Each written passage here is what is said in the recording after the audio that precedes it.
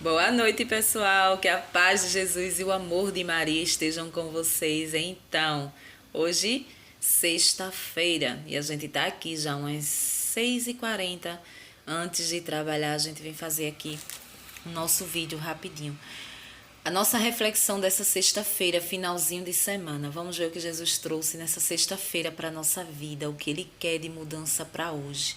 O que a gente pode aprender, né, com o Evangelho e pode trazer para a nossa vida para que a gente coloque em prática. Porque não adianta a gente ler, né, e não colocar em prática. A palavra de Deus, ela é viva. Ela foi feita para que a gente entenda, mas que também a gente traga para a nossa vida, mesmo sendo radical, porque Jesus ele é radical, né? Se a gente pensa que vai ganhar o céu assim, num estralar de dedo, tá muito enganado, né? E para os que pensam isso, totalmente enganados. Ou muda completamente, ou vive direitinho isso aqui, o que ele pede, pelo menos se esforça para viver, né? Ou então a coisa dá errada. Vamos ver? Então, pessoal, hoje a palavra de Deus ela tá no livro de Lucas, né? Estamos no livro de Lucas. O capítulo é 11 e o versículo é do 15, do 14 ao 20.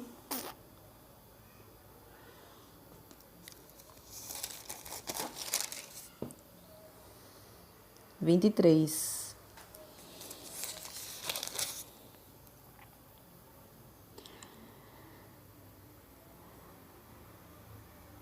Jesus estava expulsando um demônio que era mudo. Quando o demônio saiu, o mudo começou a falar e as multidões ficaram admiradas. Mas alguns disseram: é por Beelzebu, o príncipe dos demônios, que ele expulsa os demônios. Outros, para tentar Jesus, pediam-lhe um sinal do céu.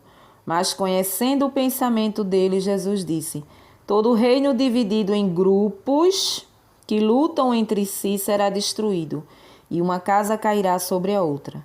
Ora, se até Satanás está dividido contra si mesmo, como o seu reino poderá sobreviver? Vocês dizem que é por Beelzebu que eu expulso os demônios. Se é através de Beelzebu que eu expulso os demônios, através de quem os filhos de vocês expulsam os demônios? Por isso, eles mesmos hão de julgar vocês. Mas se é pelo dedo de Deus que eu expulso os demônios, então o reino de Deus chegou para vocês.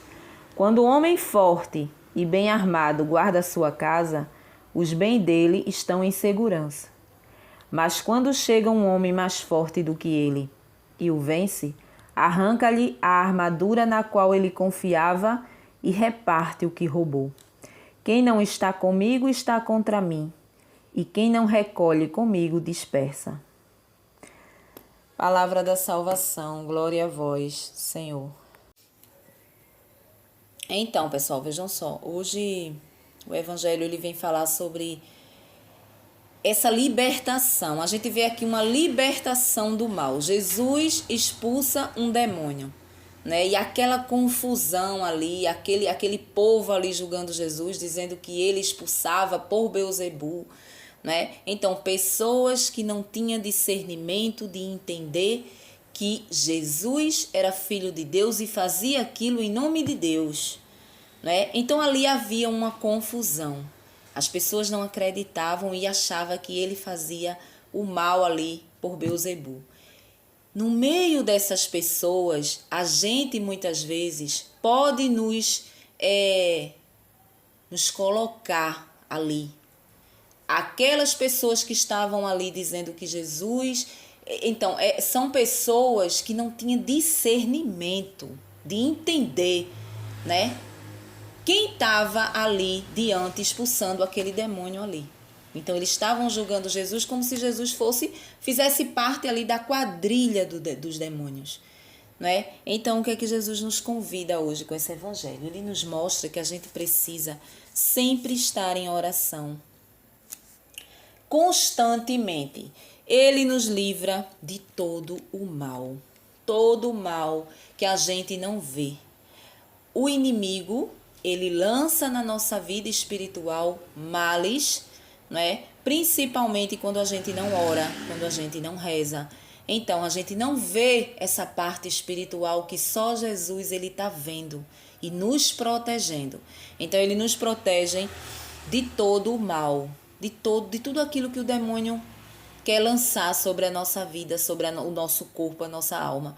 E aí, Jesus vem e nos liberta, como libertou esse cidadão aqui, não é? É como se Jesus estivesse nos convidando a dizer: quando eu liberto vocês, né, quando vocês sentem que houve um alívio espiritual em vocês, de alguma perturbação, de alguma coisa ruim que vocês estão sentindo, vocês precisam permanecer orando. É como se fosse isso. Vocês precisam permanecer na minha presença, porque se vocês se afastarem, aquele mal que eu expulsei de vocês, eles vão voltar.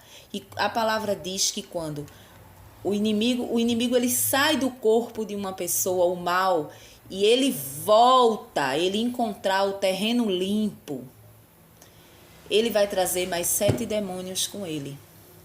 Ou seja, aquele mal que está te perturbando, né? Aquele mal que está te perturbando, Jesus vem, tira de você aquele alívio que você sente quando você procura uma igreja, você procura alguém para orar em você. Ó, eu estou me sentindo tão mal hoje.